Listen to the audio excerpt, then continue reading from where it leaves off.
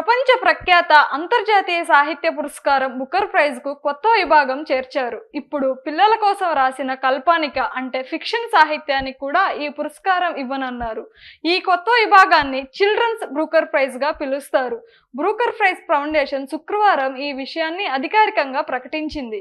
పిల్లలలో పఠన అలవాటు పెంపొందించడం, సృజనాత్మకతను ప్రోత్సహించడం ప్రధాన ఉద్దేశంగా ఈ విభాగాన్ని ఏర్పాటు చేసినట్లు తెలిపింది. ఈ కొత్త బహుమతి విభాగాన్ని 2026లో ప్రారంభించనున్నారు. మొదటి చిల్డ్రన్ బుకర్ ప్రైజ్ ను 2027లో ప్రదానం చేయనున్నారు. విజేతకు 50,000 పౌండ్లు అంటే భారత కరెన్సీ ప్రకారం దాదాపు 58.45 లక్షల నగదు బహుమతిగా ఇస్తారు. అదేవిధంగా విజేత రచయితకు అంతర్జాతీయ స్థాయిలో కూడా గుర్తింపు లభిస్తుంది. ఈ బహుమతి 8 నుండి 12 సంవత్సరాల మధ్య వయసు పిల్లల కోసం రాసిన కల్పానిక సాహిత్యానికి ఇవ్వబడుతుంది. పిల్లల మనసులను ఆకట్టుకునే కథలు, ఊహాశక్తిని పెంచే అంశాలు, నైతిక విలువలను ప్రతిబింబించే రచనల ప్రధాన ప్రమాణాలుగా ఉంటాయి.